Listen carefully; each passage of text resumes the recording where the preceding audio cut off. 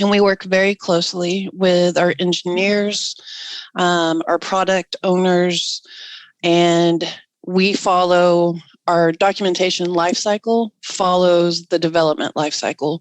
So throughout the development lifecycle, there's key milestones, and we call them scope lock, code complete, and release ready.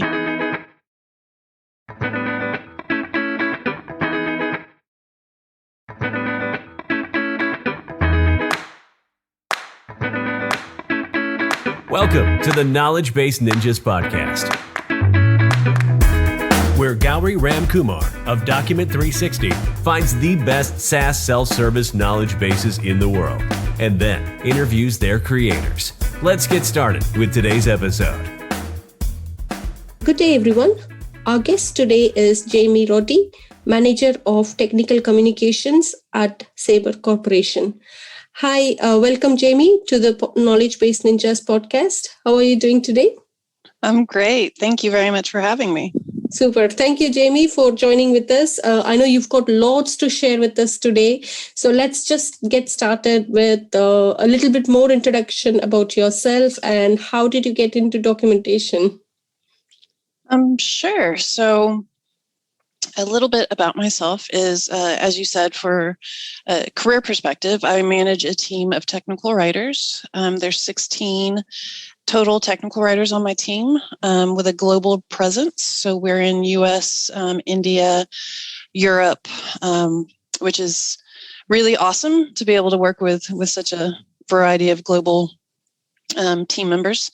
And then how I got into documentation.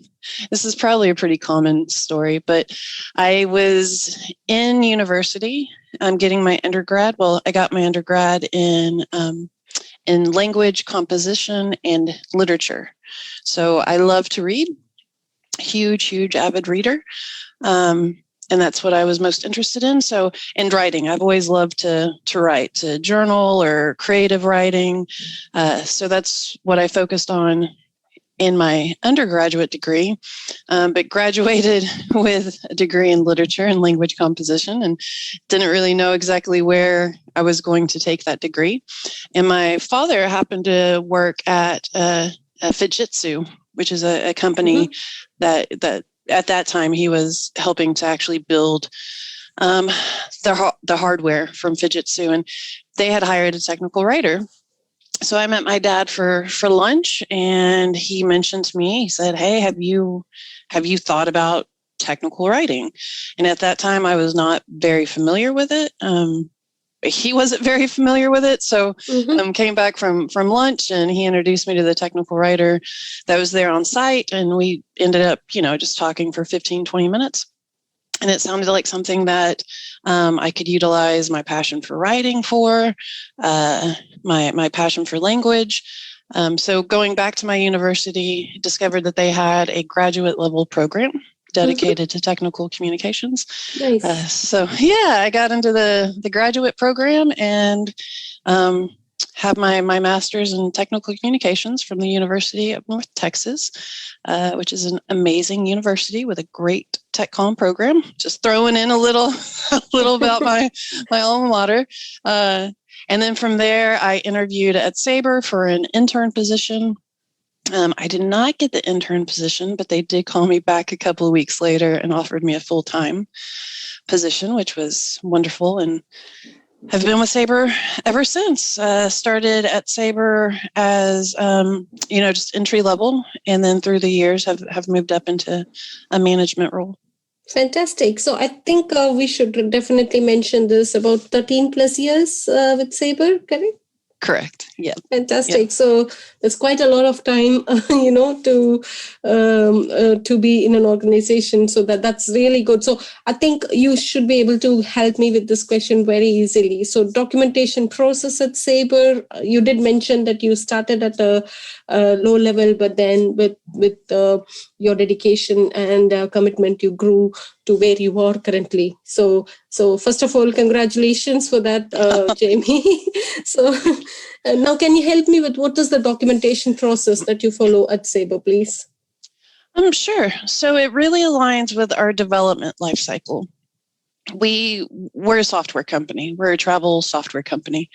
So the technical writers on my team support our software products. And we work very closely with our engineers, our product owners, and we follow our documentation lifecycle follows the development lifecycle. So throughout the development lifecycle, there's key milestones, and we call them scope lock, code complete, and release ready. Where scope lock is we've defined what new features are going into the release. Code complete is when development has finished the coding and it goes on to customer testing. And then we have release ready when we release the product to our customers.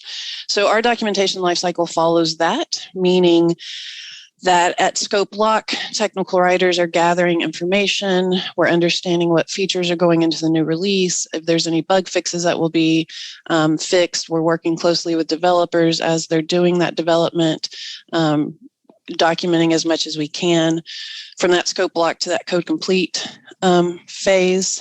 And then final touches come once we have finished our customer testing and are moving to release ready. And then we do have when the product is released, it goes through a very rigorous gate review process, and documentation is part of that review process. So we do ask products if they have the minimum required documents for that release, and it's a go, no-go decision from there. It's always a go. Thankfully, it's always a go for documentation. But yeah, I hope that helps. We really try to align to the development lifecycle and create our documentation as we're moving through there. And we typically create release notes, user guides, and online helps are the main document types that technical writers focus on. Fantastic.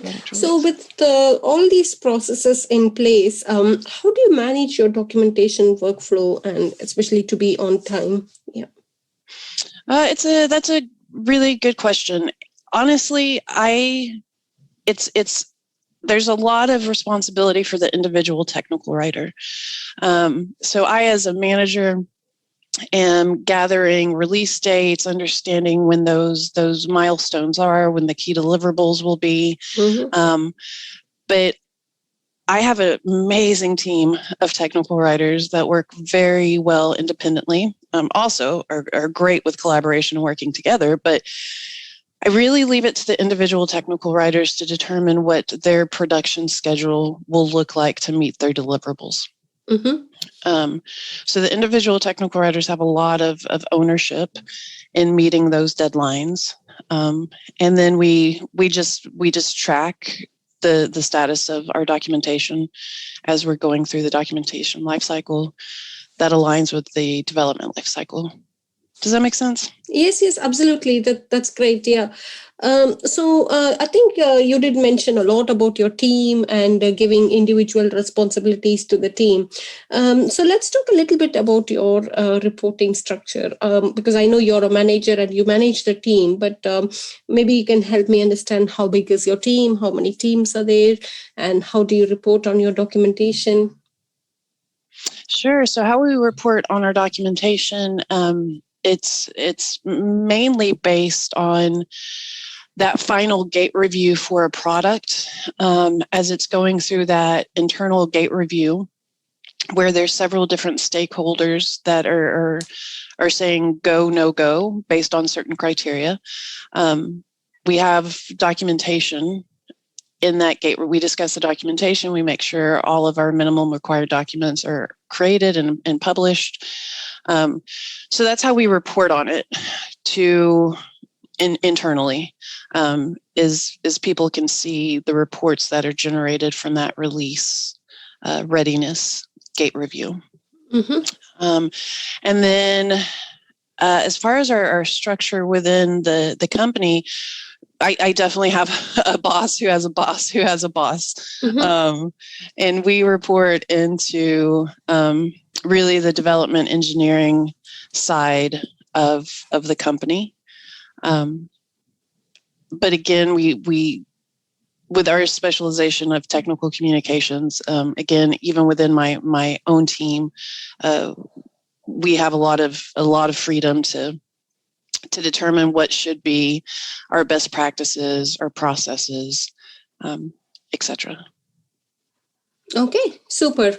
Now, again, we know that you're responsible for recruiting and training technical writers from around the world. So when recruiting someone, what traits do you tend to gravitate towards? Oh, that's a great question. And right off the top of my head, it's the little things are actually the big things, like, did you join the interview on time? Did you do research on the company before the interview? Are you asking me questions about this role? And are you engaged? Are you curious about why you're in this interview, what your future will look like in this role? I really appreciate it when candidates come prepared to interviews with questions to ask me. Yeah. Very much appreciate that. I encourage anyone who is looking for a technical writing role to have a portfolio of some type. A lot of times I'll ask for writing samples, and people will say, I can't give it to you because they're all internal documents from my previous jobs, and I completely understand that. But at the same time, I encourage folks you can go ahead and write a user manual on how to brew coffee. It doesn't have to be something that is from your past jobs. So I encourage people to just take some time and create some content on your own related to anything you're interested in. For me, example, I like gardening. So I have little quick start guides on gardening that I could use as a writing example. So it doesn't have to be from the company. But I do encourage people to build up some kind of portfolio. So when you are in the interview, you can offer to give that. If somebody offered to give me their portfolio, that's just a gold star. That's a bonus. Fantastic. Super. So I know you manage and administer a Success Factors LMS, right? Learning Management System for both internal and external audiences. Correct. Yeah. So can you give me some key differences between the training that you provide to the internal and external audiences? Sure. Our internal training that I've had experience with is more geared towards high overview of the products. So not that we're training the developers or the product owners that are very close to those products. They know them inside and out. But for people across the organization that might not have experience with these products, so we have a robust portfolio of products within my company.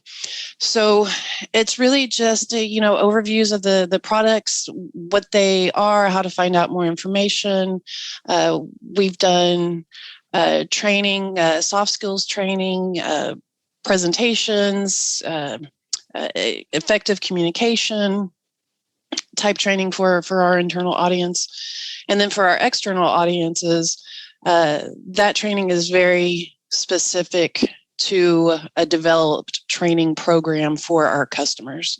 So we customize, the training team customizes trainings for our customers, and then we utilize the LMS for those customers to be able to access any training modules that are online, receive certification after completing whatever that criteria might be. So it's more formal for our external audiences because it follows a well-defined training plan. And then for our internal audience, it's more FYI. It's more, here you can learn more information about these products if you are interested in doing so. Super, that's great. So I think we spoke a lot about training and recruiting new people. So I think it is very. I thought it's a good points to ask you. But let's talk a little bit more about documentation. Jamie, sorry. So in your opinion, what has been the most important innovation when it comes to document tracking? So it can be during the entire career that you have. What did you find as the most important innovation? Software, Madcap Flare. Really, when I came into this field, there was still a lot of heavy use with Microsoft Word and trying to get Microsoft Word to do things that it can do. It was just laborious at the time to have it done, and then discovering Madcap Flare, which, as most people are going to know, it's a tool that allows you to do topic-based authoring and single sourcing content into multiple different outputs, such as PDF, HTML. So when we implemented and started using Flare, that was a game changer. That was a game changer, because now we can easily repurpose this content. We can create our own cascading style sheets to control the look of our outputs. That was a game changer. So really just utilizing software. I mean, having software work for you. Anywhere we can get that help, I encourage it.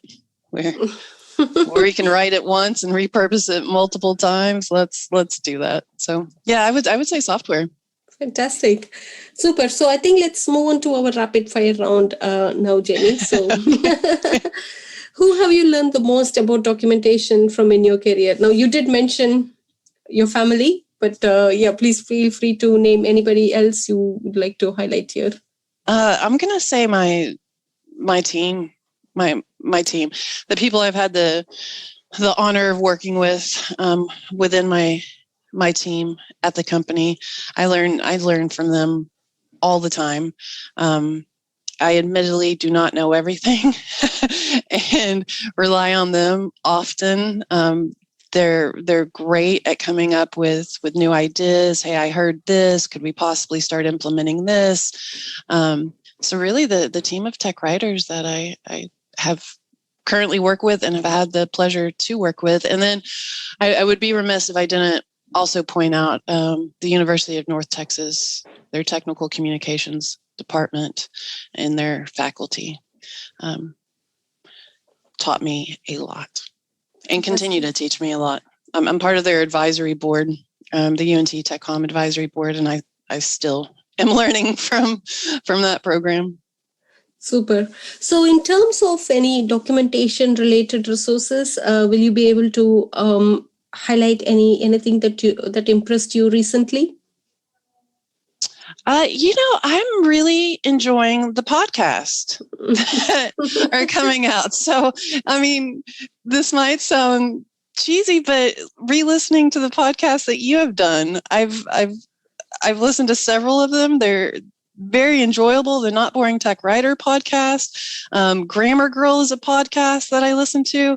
So I like the idea of you're in your car and you want to learn something, you put on a podcast. I'm really enjoying the TechCom podcast. Super. Thank you. And of course, thank you to all the guests that we've been having in this series now. Yeah, and I'm sure yours is going to be another great experience to our audience too. So thank you. All right. My last question, and then you're good to go. What is that one piece of documentation related advice you would give to your 20-year-old self? This is a good question. Makes you think, right? It does. Yeah. When I saw this, I was like, what would I? It's not necessarily related to documentation, but more related to just career paths and journeys, is to take advantage of opportunities. I've had the pleasure of working with several. My company is great because we have numerous employee resource groups, which is wonderful. And just really interacting with those employee resource groups have opened so many doors. It's allowed me to network with people I wouldn't on a day-to-day basis. So really taking advantage of opportunities that that come around. When I was asked to sit on the University of North Texas Technical Communication Advisory Board, I was really nervous at first about, will I have anything to bring to the table? And it's turned out to be an amazing network opportunity for me. So really just, try not to be so afraid, be open to opportunities, take advantage of virtual coffees or just asking somebody to go have a cup of coffee with you and asking them, what is it you like about your job? Getting to know people and expanding that network. So yeah, being open to opportunities, joining employee resource groups, joining just groups, period, and expanding the network. So I know that's not necessarily related to documentation, but those are things that I feel have had an impact. That's absolutely fine, Jamie. That's no problem. So fantastic. So anything I missed to ask you today that you would like to share with our audiences? I don't think so. Just I thank you for what you're doing and making this accessible for people. Thank you. You're doing a great job. Thank you so much. So I think, Jamie, that's great to have you today. And I know we spoke about a lot of things that we don't normally hear from other people. So I hope it was useful to you too. So have a good day and good luck with all your future projects. Thank you very much. You have a good day too. Thank you. Take care.